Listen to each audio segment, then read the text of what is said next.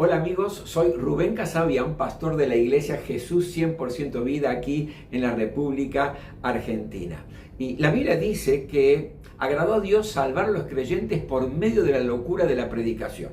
Por eso yo quiero pedirte en esta hora tu atención durante unos minutos para que puedas recibir palabra de parte de Dios para tu vida y que te sea de gran bendición. ¿Lo miramos juntos? Acompáñeme con su Biblia en el libro de Mateo capítulo 1 y voy a leer de versículo 18 al 25, el pasaje que está relacionado justamente a este tema de la Navidad. Mateo capítulo 1, voy a leer a partir del versículo 18. Dice así la Biblia, preste mucha atención. El nacimiento de Jesús el Cristo fue así. Su madre, María, estaba comprometida para casarse con José, pero antes de unirse a él, resultó que estaba embarazada por el poder del Espíritu Santo. Como José, su esposo, era un hombre justo y no quería exponerla a vergüenza pública, decidió romper el secreto del compromiso. Pero cuando él estaba considerando hacerlo, se le apareció en sueños un ángel del Señor y le dijo: José, hijo de David, no temas recibir a María por esposa, porque ella ha concebido por el poder del Espíritu Santo. Dará a luz un hijo y le pondrás por nombre Jesús, porque él salvará a su pueblo de sus pecados. Todo esto sucedió para que se cumpliera lo que el Señor había dicho por medio del profeta. La Virgen concebirá y dará a luz un hijo y lo llamarán Emmanuel, que significa Dios con nosotros. Cuando José se despertó, hizo lo que el ángel del Señor le había mandado y recibió a María por esposa. Pero no tuvo relaciones conyugales con ella hasta que dio a luz un hijo a quien le puso por nombre Jesús. Este es un episodio maravilloso que nos habla del nacimiento de nuestro Señor Jesucristo, que es lo que en días más vamos a estar celebrando, el 24 a la noche, vamos a estar celebrando el hecho de la Navidad. Déjenme hacer una pregunta: ¿cuántos conocen el significado de su propio nombre? Levánteme la mano. Algunos sí. La mayoría no tiene idea, ¿verdad?, de cuál es el significado de su propio nombre. Bueno, yo sí, yo tengo el significado y sé el significado, por ejemplo, de los nombres de toda mi familia. Empezando por el mío, Rubén. Rubén viene del hebreo y está compuesto por dos palabras. Ru, por un lado, que significa miren, y Ben, que significa hijo. Por lo tanto, mi nombre significa miren este hijo, o he aquí un hijo. Ese es el significado de mi nombre. Araceli, por ejemplo, Araceli viene del latín y también son dos palabras. Ara, por un lado, que significa altar, y Caeli, que significa cielo. Por lo tanto, mira el nombre de mi esposa, Araceli, altar del cielo. Qué bueno, ¿no? Sé elegir, ¿no? Después Dayana significa luz divina. Brenda, la que lleva la antorcha. Cristiano. Bueno, los nombres. Ahora, ¿cómo se eligen hoy los nombres cuando le vamos a poner a alguno de los chicos? Generalmente, o en varias oportunidades, yo he visto que le ponen el nombre de los, como un tributo a los abuelos, ¿no? El nombre del abuelo, el nombre de la abuela. O en otras ocasiones el nombre de los padres, ¿no? Si el papá es Pablo, al hijo le ponen Pablo también. A veces se hace como un tributo a los padres. O el nombre de algún amigo importante, un amigo que marcó la vida familiar, que realmente de mucho peso en las relaciones. O por lo general también se busca alguna lista de nombres, ¿no? Y en esa lista de nombres lo que yo siempre veo es que se busca algún nombre original, algún nombre medio raro, que no esté muy trillado, que no sea muy común. Por ejemplo, yo conozco Pancracio, Segismundo. Conozco una persona, Segismundo, que creo que cuando cumplió los 18 años le hizo unos juicios a los padres por el nombre que le pusieron. O alguno que es un poco más espiritual le pone, no, yo le voy a poner un nombre bíblico, Sofonías. Imagínate, portate bien, Sofo. Pero hay de todo esto. No era así en la antigüedad. Cuando uno va a la Biblia y a aquellos tiempos, era totalmente diferente. El nombre de una persona era cómo mejor se describía a esa persona. O, por ejemplo, revelaba el carácter o la identidad de la persona. Describía quién era esa persona, para qué había sido llamada esa persona. Por ejemplo, Abraham es padre de multitudes. De hecho lo fue. Sara, madre de naciones. Jacob, suplantador. Y si usted sabe la historia, obviamente sabe que Jacob suplantó a su hermano. Es decir, el nombre revelaba lo que se esperaba a veces también de esa persona. O el nombre estaba relacionado a alguna experiencia marcante en la vida de la persona. Moisés. Moisés, ¿qué significa? Sacado de las aguas.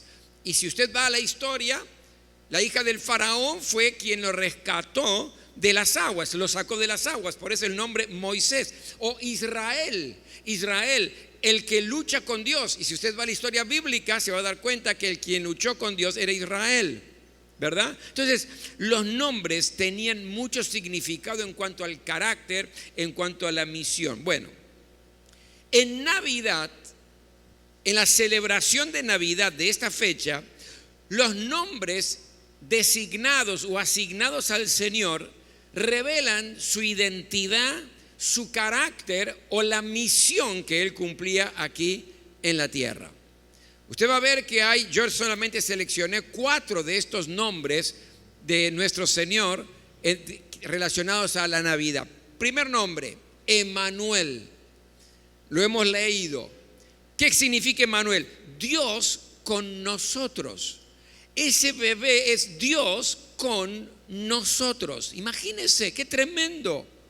Dios podría haber enviado al arcángel Gabriel o al arcángel Miguel para cumplir el plan de salvación de la humanidad, pero Él mismo tomó la decisión de encarnarse, tomar forma humana, nació como hombre, aunque nunca dejó de ser Dios. Ese bebé que nació en el pesebre es Dios con nosotros. Y en aquel tiempo los griegos no lo podían entender. Los griegos decían, esto es imposible. ¿Cómo un Dios puro, un Dios santo, un Dios perfecto se podía mezclar con la humanidad tan impura? Era imposible para ellos pensar de que esto podía acontecer. Para los judíos era un tremendo tropiezo pensar en Dios con nosotros, porque ellos esperaban un Mesías político que los liberara de la esclavitud que estaban sufriendo de los romanos, no un niño humilde que naciera en un pesebre. Entonces era un escándalo, un tropiezo para el pueblo judío. Pero por amor, solamente por amor, Dios mismo dejó su trono, dejó su gloria, dejó su honra. Era el creador de todo, el sustentador de todo, pero se humilló y tomó forma de hombre. Emmanuel, Dios con nosotros, el mismo Dios con nosotros. Y uno se pregunta, ¿y para qué? ¿Sabe para qué? Para que entendamos que todos tenemos acceso a Dios, que Dios no es exclusivo para algunos. Es para el rico y es para el pobre, es para el blanco, para el amarillo, para el negro, es para el hombre, es para la mujer, es para el sabio, es para el ignorante, para los grandes, para los chicos, es para todos. Todos tenemos acceso. Es Dios mismo revelándose en forma humana para que todos tengamos acceso a Él. Pero también para que todos podamos sentirlo cerca. ¿Sabe? Había un concepto antes de que Dios estaba sentado allí en su trono, había echado a andar el mundo y que el mundo se la arregle. Pero no es la realidad. Fíjese, Emmanuel significa que Dios tomó forma de hombre, es decir, Él vino y nació aquí como un bebé. Tremenda experiencia. ¿Para qué? Para que podamos sentirlo cerca. No es un Dios lejano, es un Dios que se involucra en tu vida. Es un Dios que se involucra en tu historia. Es alguien que está presente y tenés totalmente acceso a la misma presencia de Dios. Navidad, mi querido. Navidad, mi querida, no es algo que simplemente celebramos, levantamos la copa. Estamos diciendo en Navidad que Dios está con nosotros. El segundo nombre que yo encuentro aquí es Jesús. Lo hemos leído también. ¿Y qué significa Jesús? El Señor es salvación. Si usted prestó atención en el versículo, dice: le pondrá su nombre Jesús porque Él salvará a su pueblo de sus pecados. Déjeme ser franco. En esta Navidad tenemos que ser libres de todo tipo de pecado. Yo sé que el tema de pecado asusta, que ya no tiene, es decir, no tiene popularidad, uno quiere escuchar otro tipo de cosas, pero tenemos que hablar con la verdad y tenemos que decir las cosas como son. El pecado nos destruye. El pecado nos arruina. El pecado, mire, fuimos creados a imagen y semejanza de Dios. Y el pecado deteriora la imagen de Dios en nuestra vida. El pecado destruye a la persona, destruye a la familia, destruye la sociedad. Es como un veneno con sabor dulce. Esto es tremendo. Produce una sensación de libertad. Es decir, yo hago lo que quiero y pareciera que estuviéramos volando en plena libertad. Pero no estamos volando, estamos cayendo y el piso es muy duro. El pecado, mi querido, es como una carnada irresistible, pero que esconde un anzuelo muy filoso que nos atrapa y que nos puede lastimar.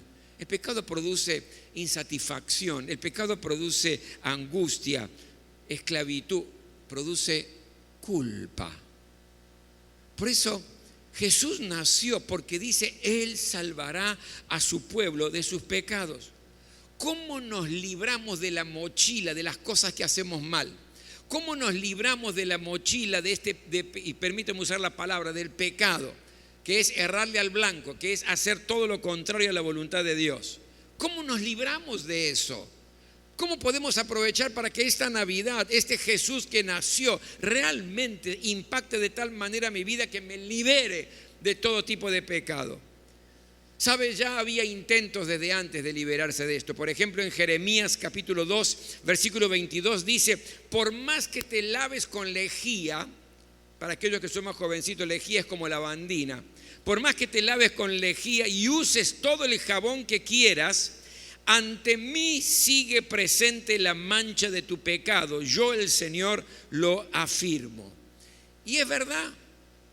Muchas veces hay intentos de limpiarnos de lo que estamos haciendo mal o del pecado. Algunos quizás transfiriendo la culpa a otro, echándole la culpa a otro. ¿Usted se acuerda de la historia de la primer pareja en la historia? Adán y Eva. Ellos realmente lo que hicieron fue desobedecer a Dios y pecaron. Y cuando Dios confronta a Adán y le dice: Adán, ¿qué hiciste? Rápidamente Adán dice: pará, Señor, es la mujer que me diste, tú me la diste. Está echándole la culpa a la mujer, pero le está echando la culpa también a Dios, porque le está diciendo: es la mujer, pero tú me diste esta mujer, yo no te la pedí. Es una manera de liberarse del pecado, ¿verdad? De echarle la culpa a otro. ¿Y cuántas veces uno hace una cosa así? Busca algún chivo expiatorio alrededor para ver a quién le echo la culpa de esto que hice mal. O por ahí, otra de las maneras es ocultando el pecado. Pero ¿sabe lo que dice la Biblia? Porque no hay nada oculto que no haya de ser manifestado, ni escondido que no haya de ser traído a luz. El gran rey David decía: Señor, líbrame de los pecados que me son ocultos. Podemos ocultárselo a la familia, podemos ocultárselo a los amigos, a los seres queridos, pero no nos podemos ocultar de Dios. Dios conoce absolutamente todo. Por lo tanto, ocultarlo no sirve para liberarnos. Otro por ahí busca justificar el error, justificar el pecado. Y tenemos un ejemplo bíblico tremendo. Resulta que el pueblo de Saúl, que era el rey de Israel, iba a luchar contra los filisteos. Y Samuel el profeta le dice a Saúl: está bien, vas a ir a la lucha, vas a ir a la guerra, pero vas a esperarme 7 días para que cuando yo venga presente un holocausto a Dios y después de eso vayas a luchar contra los filisteos y vas a vencer. Está bien, dijo Saúl. Entonces de pronto pasó un día, pasó 2, pasó 3, el ejército de los filisteos ya estaba pronto y listo para la batalla. Al 4.º día mira Saúl para atrás, Samuel no viene. Él sabe que no puede hacer nada hasta que Saúl venga y presente el sacrificio. Entonces mira para atrás y no está, y ve a sus propios soldados ya murmurando, muertos de miedo. El día 5.º, el día 6.º, empiezan a desertar sus soldados, se empiezan a esconder en cuevas, se iban, claro, porque había mucha presión de parte de los filisteos y Saúl, que no hacía nada. Llegó el día 7.º y en la desesperación lo que hace Saúl dice: yo voy a presentar en un holocausto a Dios, un sacrificio a Dios, cuando sabía que eso estaba mal. Eso era desobedecer a Dios, por lo tanto era pecado. ¿Y qué hace? Presenta un sacrificio a Dios. Terminó de salir el último humito. ¿Quién aparece? Samuel, el profeta. ¿Qué hiciste, Saúl? No. Y empezó a justificar el pecado, justificar la desobediencia. No, lo que pasa es que vos no venías, el ejército de los filisteos estaba listo, mis soldados estaban murmurando, otros empezaron a escapar, otros empezaron a desertar.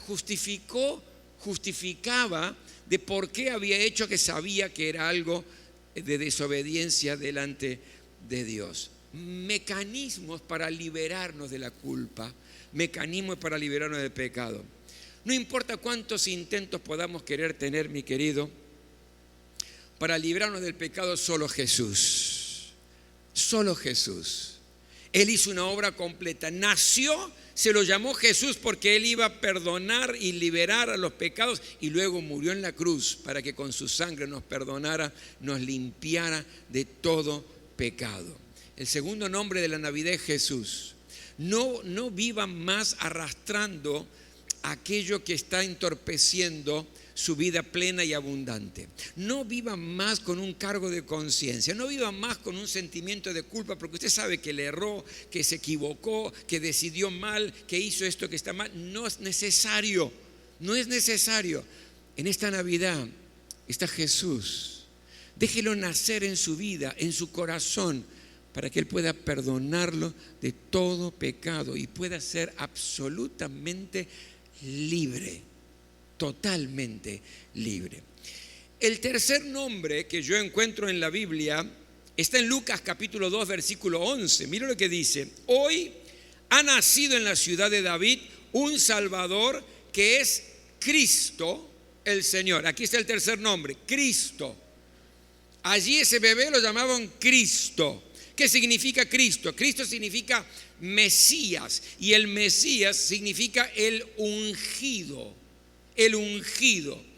Ahora, es interesante que Jesús, en su peregrinar aquí en la tierra, en un momento determinado dice: el Espíritu del Señor está sobre mí, por cuanto me ha ungido para anunciar buenas noticias a los pobres, me ha enviado a proclamar libertad a los cautivos y dar vista a los ciegos, a poner en libertad a los oprimidos. ¿Para qué el Señor lo ungió? ¿Por qué Dios ungió a Jesús? ¿Para qué es el ungido? Y aquí nos hace una descripción maravillosa. Para anunciar buenas nuevas, buenas noticias a los pobres. ¿Y cuál es la buena noticia? Que todos somos iguales delante de Dios. En la sociedad donde nos movemos, usted y yo valemos por lo que hemos logrado, valemos por lo que tenemos en propiedades, o lo que tenemos en dinero, o lo que hemos logrado en algún título. Es decir, usted vale por su esfuerzo y lo que ha logrado en las diferentes áreas de su vida. Para Dios no es igual. Para Dios todos somos iguales. ¿Por qué? Porque para Dios no depende de cuánto usted logró o cuánto yo he logrado en la vida. Dios, en realidad, mi querido, lo que hace es darnos valor porque nos ama. Usted es amado por Dios, haya logrado mucho, poco o nada en esta vida. Dios te ama de una manera especial. Entonces, para anunciar buena nueva a los pobres. ¿Qué más? Para sanar a los del corazón herido, dice la palabra. ¿cuántos corazones lastimados, cuántos corazones heridos hay? ¿Cuántas vidas que no pueden desarrollarse porque el corazón sangra? Porque la herida es profunda, porque no se cicatriza y pasan los años y no se cicatriza, y en lugar de mejorar la situación se pone cada vez más difícil, más dura, más complicada. Bueno, Jesús nació, mi querido, como el ungido para sanar las heridas de tu corazón. Pero también dice para dar vista a los ciegos. Y aquí me habla de sanidad física, sanidad de los enfermos. Recién estábamos escuchando un testimonio que Fabi nos compartió. En esta Navidad, que sea una Navidad donde el Mesías, es decir, el ungido, pueda sanar también emocional o físicamente tu vida si es necesario. Y por último dice, para proclamar libertad a los cautivos me ha ungido. Con Jesús no hay nada que pueda esclavizarte. ¿Escuchó? Con Jesús no hay nada que tenga tanto poder como para esclavizar tu vida. No hay hábitos que puedan esclavizarte. No hay alcohol, drogas, cigarrillo que pueda esclavizarte. No hay pensamientos pesimistas que puedan esclavizarte.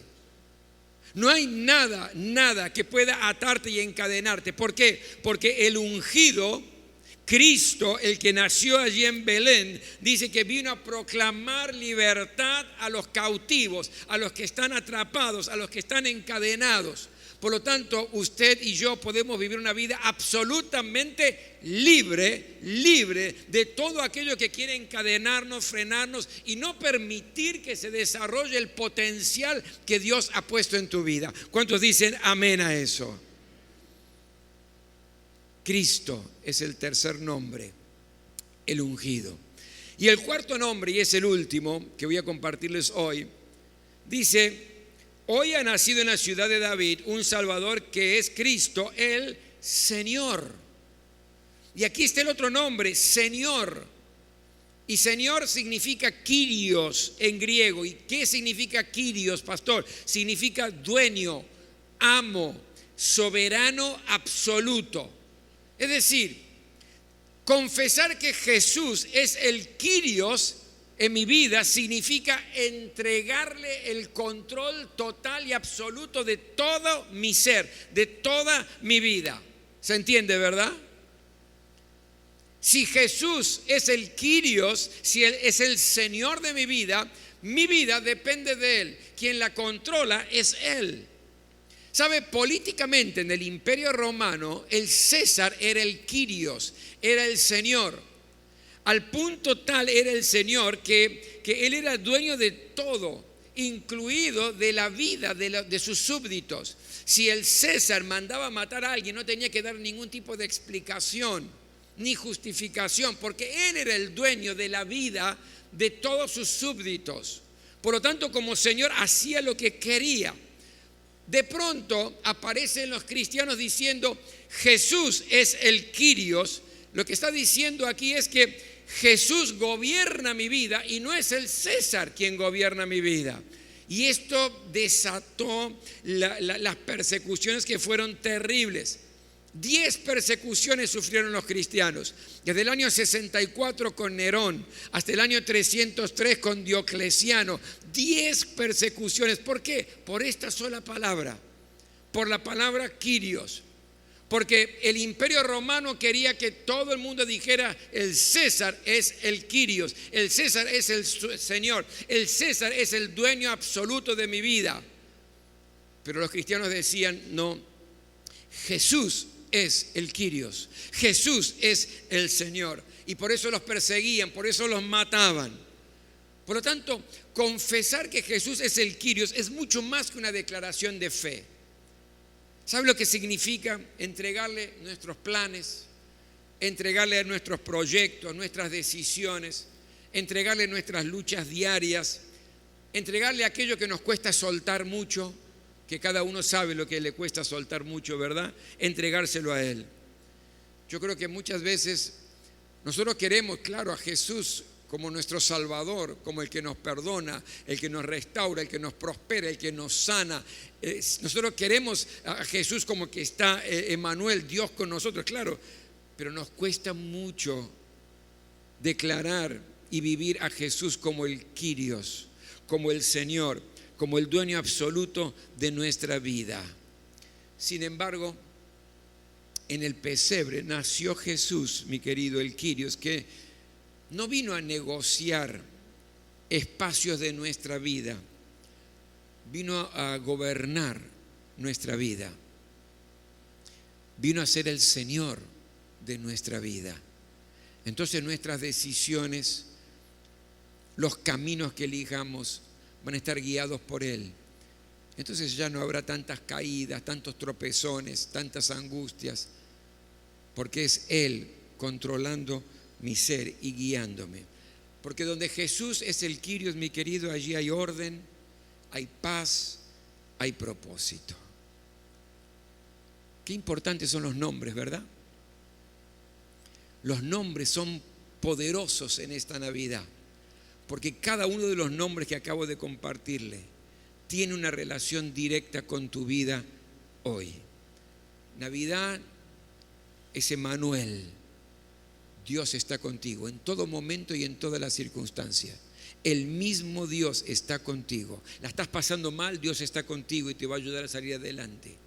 Estás en un momento complicado, Dios está contigo. Nunca estás solo, nunca estás sola. Navidad es Jesús.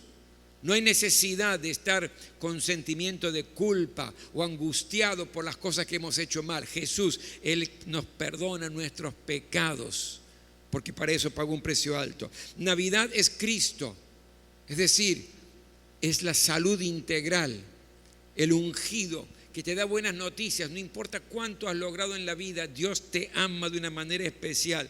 Es sanidad física, es sanidad emocional, es sanidad espiritual.